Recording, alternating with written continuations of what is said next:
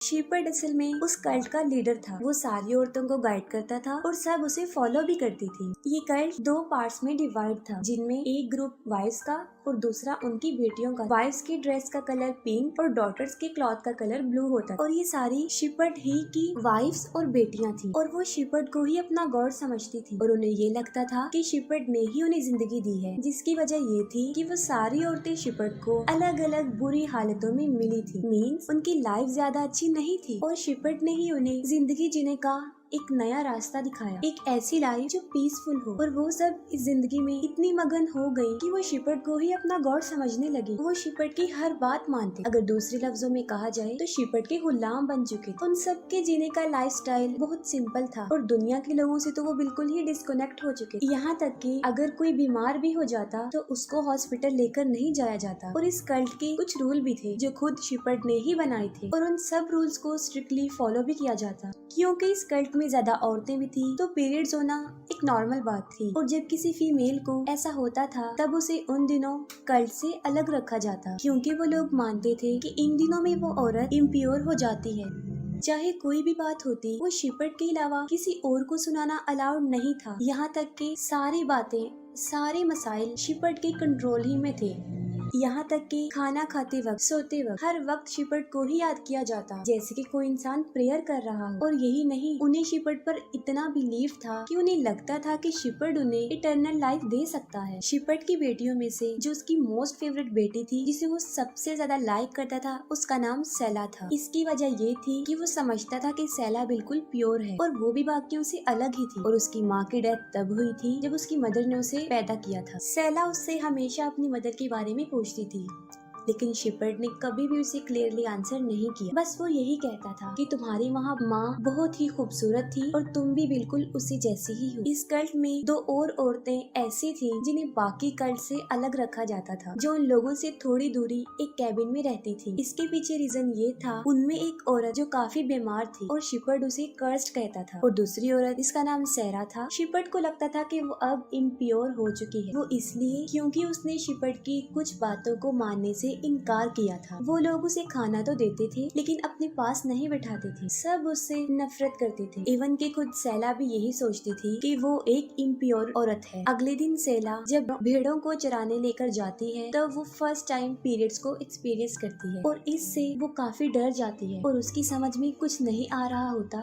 कि उसके साथ ही क्या हुआ, जिसकी वजह से वो एक भेड़ को भी मार देती। लेकिन वो अपने इस इशू को किसी के साथ भी डिस्कस नहीं करती और भेड़ के बारे में वो ये बताती है कि वो सो गया था और कुछ डॉग्स ने उसे मार दिया, लेकिन शीपर्ड उसे कुछ नहीं कहता और माफ कर देता है। अगले दिन पुलिस वहाँ पर आती है। पुलिस शीपर्ड को वार्न करती है कि वो इस जगह को छोड़कर चले जाएं, वरना वो सबको अरेस्ट कर लेंगे। इस बात को लेकर शीपर्ड काफी अपसेट होता है, लेकिन वो अपनी सारी वाइफ्स और बेटियों को इकट्ठा करता है और वो सबको बताता है कि इस दुनिया के लोग उन्हें उस जगह पर जीने नहीं देंगे, उन्हें ये जगह छोड़कर जानी होगी। और जैसे हम इस जगह पर आए थे, इसी तरह हम किसी और जगह पर जाकर बस जाते हैं। सेला के अलावा बाकी सब खुश होते हैं कि अब वो किसी नई जगह पर जाएंगे और अगले ही दिन वो लोग अपना सारा सामान लेकर किसी नई जगह की तलाश में निकल जाते हैं। रात को वो लोग आराम करते थे और दिन में जर्नी। जब से सेला को पीरियड्स का इशू हुआ था, उसको डरावने डरावने ख्वाब आते थे, खास तौर पर शीपर्ड के बारे में। उसे लगता था कि कुछ तो गलत हो रहा है। अपने इस सफर के दौरान उन्हें किसी जगह पर एक पुराना खाली घर भी मिल जाता है, क्योंकि वो सर्दी का मौसम था और बगैर शेल्टर के रहना तो बहुत मुश्किल था। और इतनी सर्दी होने के बावजूद भी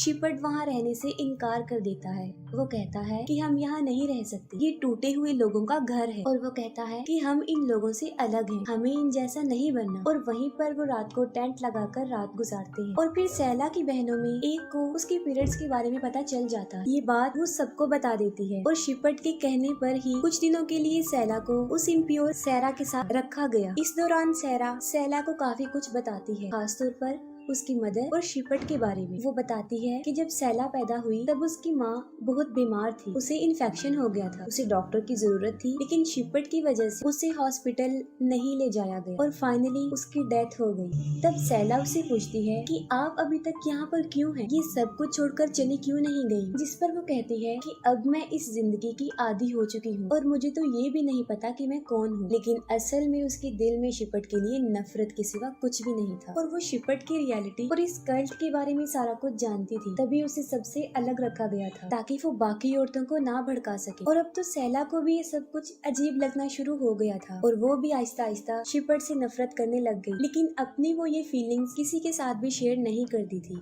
क्योंकि बाकी तो उसे गॉड समझते थे। काफी दिन तक वो लोग अपने सफर पर चलते रहते हैं और शिपर्ड उन्हें कहता है कि वो उन्हें हेवन में लेकर जाएगा और वहाँ उन्हें एक इटर्नल लाइफ देगा। उन औरतों में एक औरत जिसका नाम एड्रियल था और तब वो प्रेग्नेंट थी और सफर पर चलते हुए उसे याद आ जाता है कि अब उसकी डिलीवरी का टाइम आ चुका है। वो बहुत रोती है, बहुत चिल्लाती है, लेकिन ना तो वो सही जगह थी और ना सही टाइम। लेकिन ये उसके कंट्रोल में भी नहीं था। बाकी औरतें उसकी हेल्प करती हैं, लेकिन बर्थ देकर खुद उसकी डेथ हो जाती है। इस बात को लेकर बाकी सब तो काफी दुखी होते हैं, लेकिन शिपर्ड को इसका जरा भी फर्क नहीं पड़ता और वो लोग वहीं पर उसकी डेड बॉडी को जला देते हैं। तब सैला आगे आती है और इस सब के लिए वो शिपर्ड को ब्लेम करती है और वो कहती है कि इसकी मौत की जिम्मेदार तुम हो। और इसके बाद भी वो अपना सफर जारी रखते हैं, लेकिन सैरा अब उस कल्ट का पार्ट नहीं होती, वो उन्हें छोड़ चुकी होती है क्योंकि एड्रियल ने जिस बच्चे को पैदा किया था वो एक लड़का था और शिपर्ड का असूल था कि कल्ट में सिर्फ एक ही मर्द होना चाहिए और यही वजह है कि वो उस बच्चे को वहीं छोड़ देते हैं और सैरा वहीं पर उस बच्चे के लिए रुक जाती है। लेकिन वो सैला को समझाती है कि तुम एक स्ट्रॉन्ग लड़की हो और तुमने अपनी बहनों को भी समझाना है। शिपर्ड उन सबको लीड कर रहा होता है, वो सब थक चुके होते हैं और यहाँ पर ऐसा फील होता है जैसे शिपर्ड खुद ही रास्ता भटक गया हो। और तब शिपर्ड की बेटियों में से एक जिसका नाम तमार था, वो सिर्फ ये कहती है कि हमें शायद